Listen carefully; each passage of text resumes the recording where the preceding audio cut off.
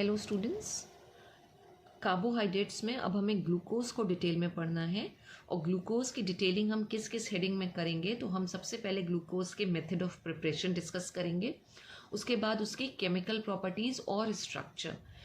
जो आपसे क्वेश्चन पूछा जाता है वो मोस्टली उसके स्ट्रक्चर से रिलेटेड कोई ना कोई केमिकल प्रॉपर्टी रहती है जिससे क्वेश्चन पूछ लिया जाता है। तो हम जब ग्लूकोज की बात करते हैं तो ग्लूकोज के कई सारे और हमारे पास नाम हैं, जैसे कि इसको एल्डोहेक्सोज कहते हैं। अब एल्डोहेक्सोज की मीनिंग हमने लास्ट क्लास में समझी थी कि इसमें एल्डिहाइडिक ग्रुप यानी कि CHO ग्रुप प्रेजेंट होगा और टोटल जो स्ट्रक्चर में कार्बन होंगे वो 6 होंगे, including the carbon of aldehydic group also. और ये OSE ओस लगा हुआ है, इसका मतलब ये एक शुगर है, कार्बोहाइड्रेट है।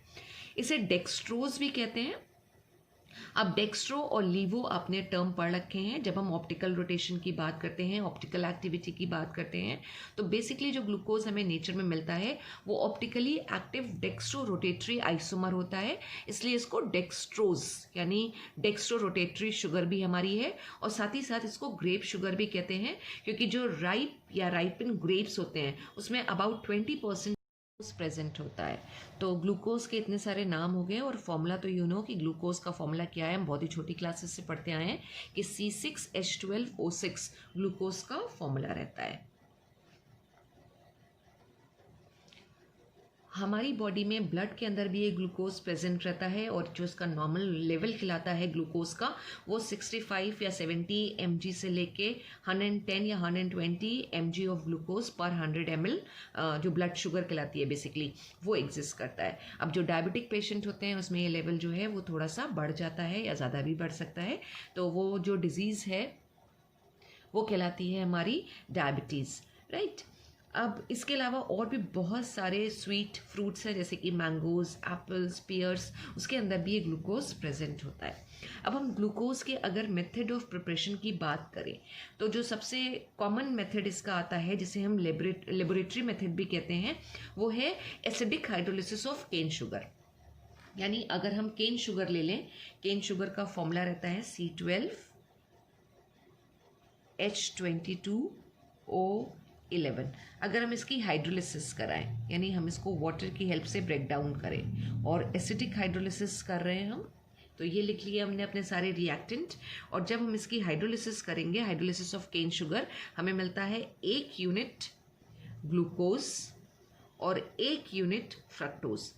फॉर्मूला हमको पता है, दोनों का सेम है। अब स्ट्रक्चर का डिफरेंस आता है ग्लूकोज और फ्रक्टोज में, जो हमें इसी चैप्टर में पढ़ना है। तो 1 यूनिट हमें मिल गई ग्लूकोज और 1 यूनिट आती है फ्रक्टोज। तो इसको हम मेथड ऑफ प्रिपरेशन बोल सकते हैं ग्लूकोज के लिए भी और फ्रक्टोज के लिए भी। और कहाँ से हम ऑब्टेन कर रहे हैं, केन शुगर या सुक्रोज। केन शुगर जिसको हम सुक्रोज भी बोलते हैं। सुक्रोज हमें पता है एक डायसेक्राइड है, सुक्रोज एक डायसेक्राइड है जो हाइड्रोलिसिस में 2 यूनिट प्रोड्यूस करती है। तो पहला मेथड तो ये है जिसे हमने लैब मेथड बोला। और अगर हम बात करें लार्ज स्केल पे अगर हमें ग्लूकोज ऑब्टेन करना है तो स्टार्च की हाइड्रोलिसिस करके। अब स्टार्च और जो 2 कॉमन सोर्सेज हैं स्टार्च के, वो कॉर्न स्टार्च या फिर पोटैटो स्टार्च रहता है। तो अगर हम स्टार्च की हाइड्रोलिसिस करें तो भी हमें ग्लूकोज मिलेगा। स्टार्च की हाइड्रोलिसिस, स्टार्च का फॉर्मूला जो हम लिखते हैं वो है C6H10O5 N टाइम्स। इसकी अगर हम हाइड्रोलिसिस कर रहे हैं, N number of water molecules ले लिए और एसिडिक हाइड्रोलिसिस कर रहे हैं, प्रेशर भी थोड़ा सा बढ़ा के रखते हैं, यानी कि normal atmospheric pressure 1 atmospheric pressure होता है तो डबल या ट्रिपल एटमॉस्फेरिक प्रेशर आएगा और टेम्परेचर अप्रॉक्स 293 केल्विन। जब हम इसकी हाइड्रोलिसिस करा रहे हैं तो we will get N number of या N units of glucose, C6H12O6। तो N नंबर ऑफ ग्लूकोज हमें यहाँ पर मिलेंगे। एक और मेथड अगर आपको याद हो, फोटोसिंथेसिस की रिएक्शन आप लिखते थे जहां आप कार्बन डाइऑक्साइड और वाटर को आपस में रिएक्ट कराते थे in presence of chlorophyll and sunlight. वहां पे भी ग्लूकोज का फॉर्मेशन होता था अलॉन्ग विद ऑक्सीजन जो बाई प्रोडक्ट की तरह फॉर्म होती थी। तो एक वो भी मेथड है, यानी जो प्लांट्स हैं वो फोटोसिंथेसिस के प्रोसेस से भी ग्लूकोज को सिंथेसाइज करते हैं। और ये 2 रिएक्शन तो हमारे पास आ गई, जिसमें से एक लैब मेथड है और दूसरा हमारा इंडस्ट्रियल मेथड या लार्ज स्केल मेथड।